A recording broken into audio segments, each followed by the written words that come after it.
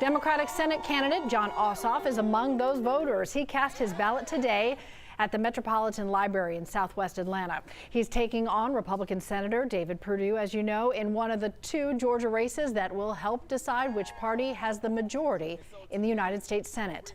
In an election